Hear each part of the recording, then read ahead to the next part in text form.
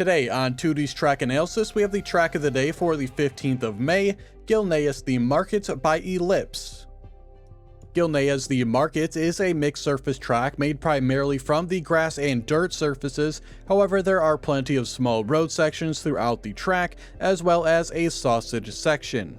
Some additional information on the track included having a GPS, and this GPS drives the track approximately 2.2 seconds faster than the author medal time.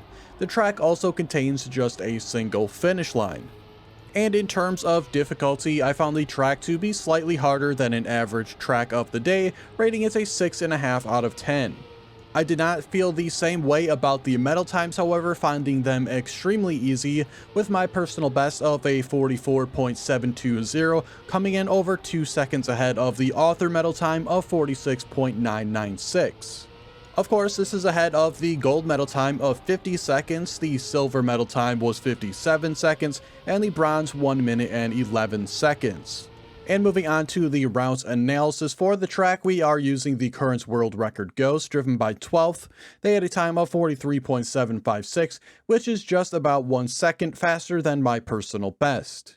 Immediately at the start for this right-hand turn, just take it as closely as possible, and then here, very different approaches. The world record more inside. I go for a wide approach. I don't think there's a huge difference between these. My wider approach will allow me to go straighter onto the grass, which will result in having more exit speed. So overall, I think it's kind of a wash there. The main difference will be on the outside dirt turn here, which the world record is just going to do a much better job than I will. And by the time we get to the checkpoint after this one right in front of us, I'll be about 0.3 of a second behind, which is quite substantial, as that's a third of the difference over the course of the entire track. Jumping back to the entrance to this section, it's not super easy to get that outside line. You have to be careful of sliding out towards the left and going off the track. Also, if you're not going for that outside line, you have to be very careful that you don't drop down into third gear, as this will cause substantial speed loss. This can happen if you are turning too hard to the right before entering this and landing a bit too sideways. It can also happen if you're turning too hard during the turn itself. Moving on to this upcoming jump here, you want to be jumping towards the upper right. Hopefully you are fast enough to completely clear it. The slower you are, you're going to have to turn down a little bit towards the left on the road and jump up towards the right. This will get you a little bit more airtime to help clear the penalty grass. The next point of emphasis will be on this small road piece that transitions to the dirt. You want to set up wide on this. This will allow you to have a straighter approach for this right-hand turn.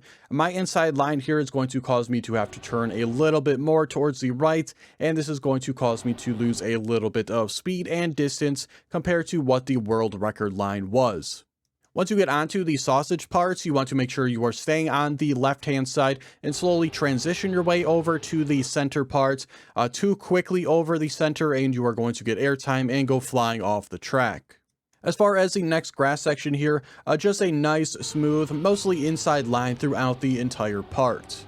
As far as the grass to road transition here, just make sure you are turning towards the left as you jump off the grass piece. This will allow you to do a little slide once you hit the road and get you nice and clean around the corner.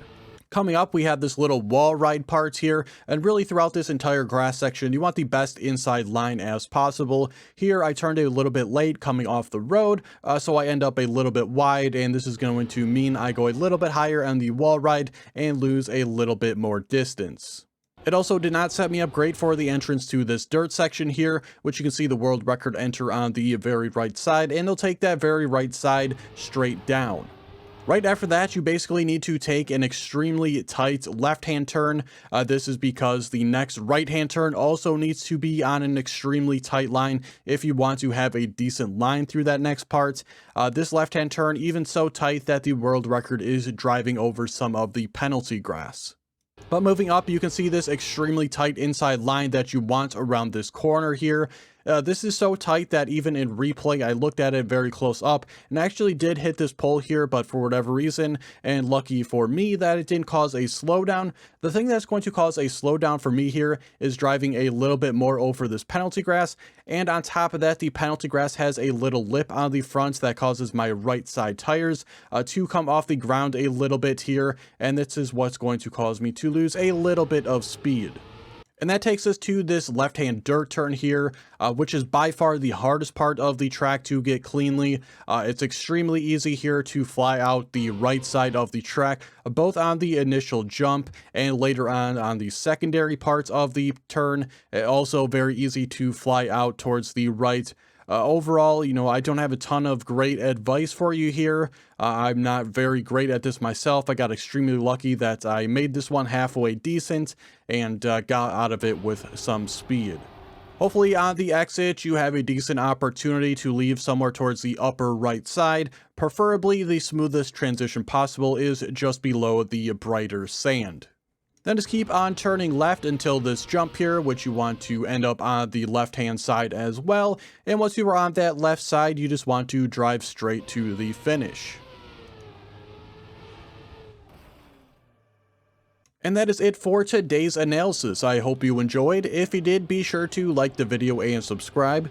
Check the description for links to my Twitch and Discord, and be sure to check out all the other track analysis videos already out on the channel. Thanks so much for watching, and I will see you guys tomorrow for the next one.